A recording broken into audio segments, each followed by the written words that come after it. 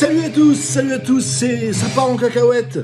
Ça part en cacahuète, et oui, donc vous avez vu que la haine, le film, bien sûr, eh bien, revient en comédie musicale, mais pas uniquement. Avec Mathieu Kassovitz, donc le grand réalisateur, le grand acteur Mathieu Kassovitz, qui va en fait s'occuper de la réalisation de cette comédie musicale. Attends, je vais enlever cette musique de merde. Et donc, il va, donc Mathieu Kassovitz, on va dire, sponsoriser, on va dire, et réaliser quelques trucs dans la comédie musicale. Et bon, je sais pas s'il va il va regarder tous les castings des chanteurs et tout ça, mais il va essayer de retrouver l'état d'esprit, en tout cas, de son film La Haine 1, puisque il y avait eu qu'un film. Et donc, il ne revient pas que, quand je dis La Haine, le retour, c'est pas que avec la comédie musicale, puisque Mathieu Kassovitz a défié en combat de boxing, de boxe anglaise, l'acteur, alors je l'ai noté parce que, en fait, on n'entend plus trop parler de lui, parce qu'il est parti, depuis La Haine, il était parti faire sa carrière aux États-Unis. Alors, Saïd Taghmani, vous savez, c'est pas difficile. C'est celui qui joue le rôle de l'arabe dans La Haine. C'est pas compliqué. Kassovitz, lui, c'est celui qui était derrière la caméra, le réalisateur, le scénariste aussi. Vincent Cassel, je le garde pour après. Le Noir, je me rappelle plus du nom, mais je veux pas en parler parce qu'il fait pas l'actualité. Et malheureusement, je me rappelle pas de son nom. Et je sais pas ce qu'il devient d'ailleurs.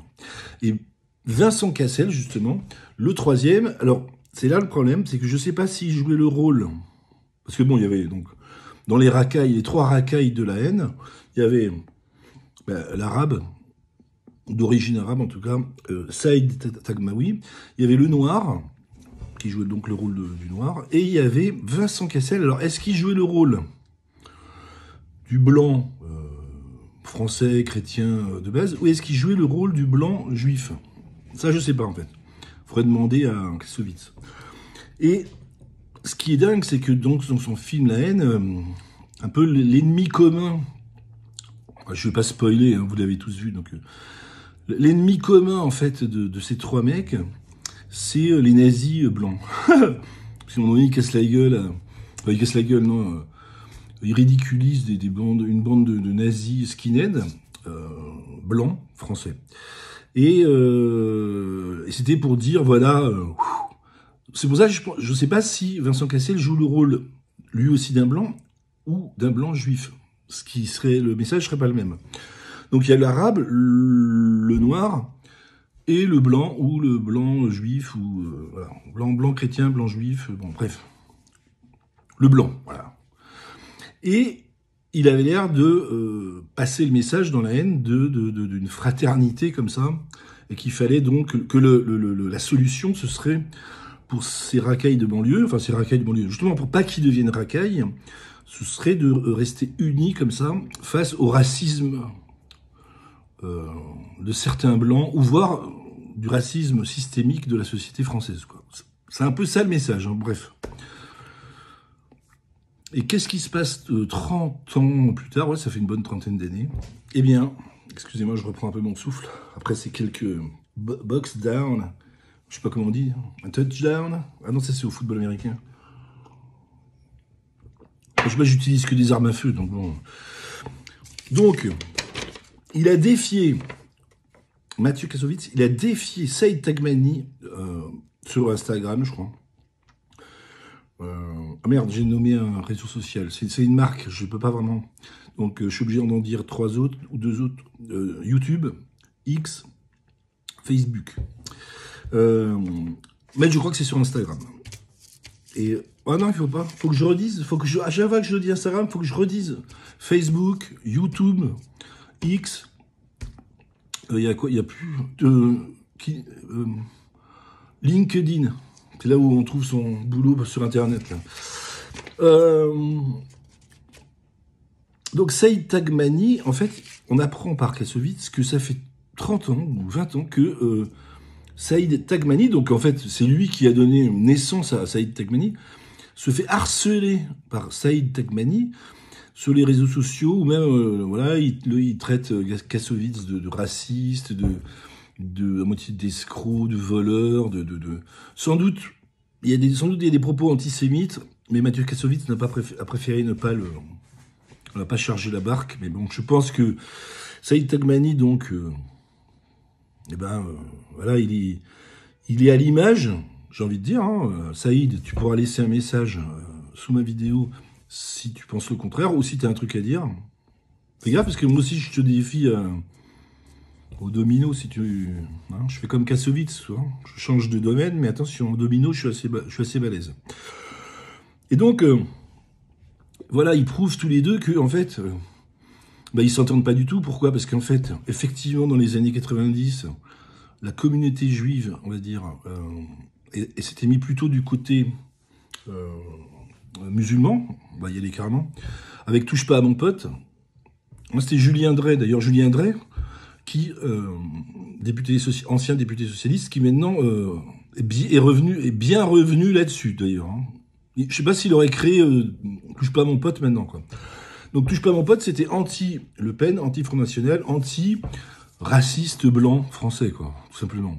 Et ça voulait unir un petit peu, un peu comme dans la haine, les Noirs, les Arabes, en général, hein, bien sûr, Noirs, les Arabes, et les Juifs aussi, la communauté juive, qui était beaucoup plus à protester contre le Front National et les méchants fachos nazis que contre les musulmans. Et d'ailleurs, cette communauté juive a énormément poussé les politiques à faire de l'immigration massive qu'on connaît jusqu'à maintenant, quoi. Sauf que maintenant, ils se rendent compte que, à force de faire venir plein de musulmans en France, sur le lot, même si tu as une toute petite minorité, on va dire, d'antisémites parmi tous ces musulmans qui viennent en France, eh bien, si tu en fais venir plein, ça fait quand même une minorité qui devient plein, quoi, qui devient beaucoup plus balèze. Et ça donne, voilà, les Juifs sont obligés d'enlever leurs enfants des écoles publiques, sont obligés d'être protégés par le RAID, le GIGN, la police, les militaires devant les synagogues. Il y a pas encore aujourd'hui là, il y a un musulman là, je sais pas qui là, qui est un arabe qui a cassé la gueule à un vieux juif qui sortait d'une synagogue. Donc en le traitant de sale juif. Donc tout ça pour dire que le combat le défi que lance Mathieu Kassovitz à travers les réseaux sociaux pour éclater la gueule de Saïd Taghmani, qui était son grand pote au début d'ailleurs. Hein. Ils étaient potes, puisque il avait pris comme acteur dans la haine, et en plus, comme ça avait marché, Saïd Taghmani était bien redevable à Mathieu Kassovitz.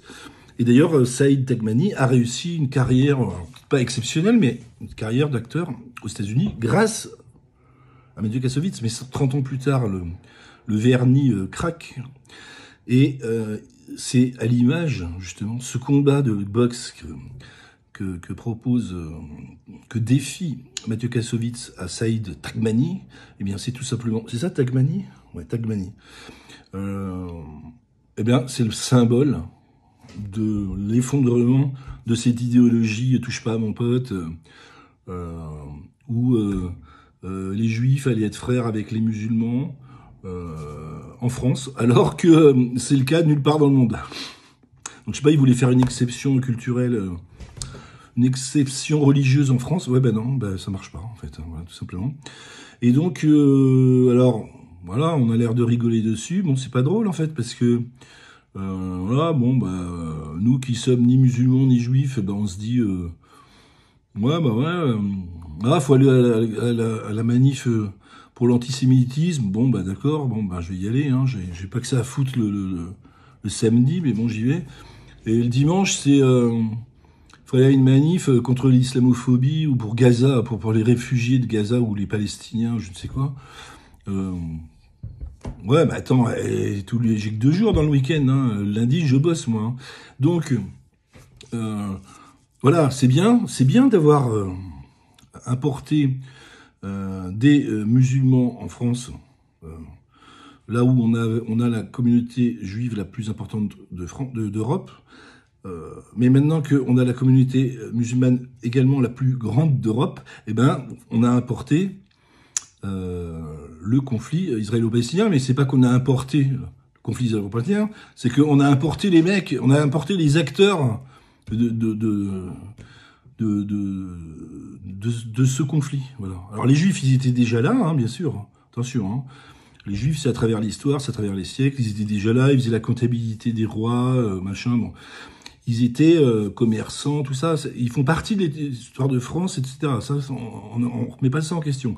Par contre, les musulmans sont arrivés très tard. J'ai envie de dire, ils sont arrivés dans les années 50 pour fabriquer des voitures Peugeot, tu vois. Mais c'est assez récent. Et massivement comme maintenant, ben, c'est encore plus récent. Donc, à tel point que y a des problèmes qui n'existaient pas il y a ne serait-ce que 40 ans, quoi, maintenant. Avec des abayas à l'école, des nanas qui veulent se baigner à la piscine entièrement vêtues d'une cape et tout, d'une cagoule. Bon, voilà. Nous, on connaît pas. Voilà. Nous, on connaît pas ça. Israël, moi, je connais depuis que je suis petit, depuis une cinquantaine d'années, aux informations. Il y avait toujours... il y avait les infos, il y avait... le président de la République qui disait une connerie, il y a l'opposition politique qui disait une autre connerie, il y avait le match Nantes-Monaco, et il y avait, à la fin des actualités, il y avait la guerre israélo-palestinienne. Voilà.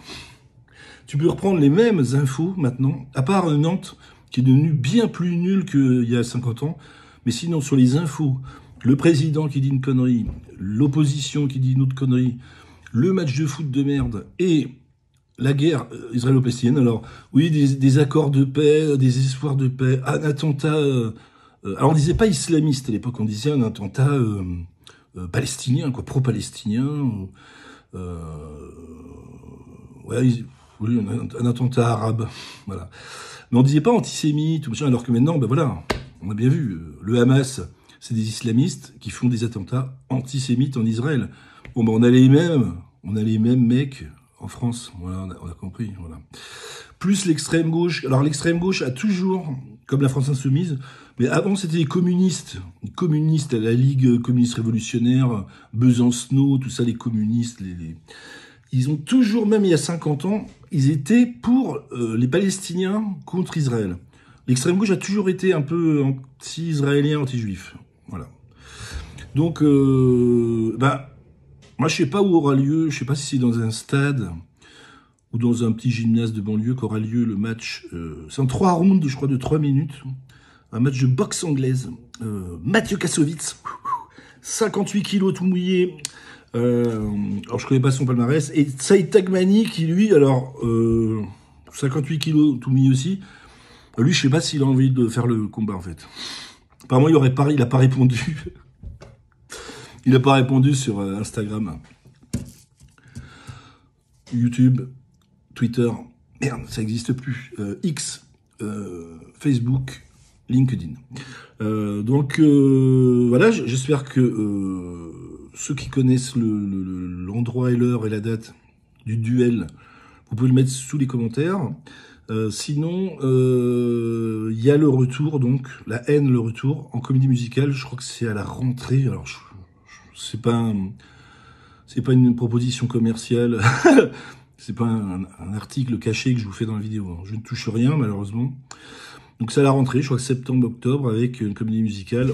Bah, peut-être Taghmani contre Kassovitz, tu vois. Israël-Palestine en direct du Palais des Sports. Allez, à bientôt. Merci d'avoir suivi ça. Abonne-toi, like, va insulter la concurrence sur les réseaux sociaux et marque une connerie sur les commentaires juste pour rigoler. Allez, à bientôt.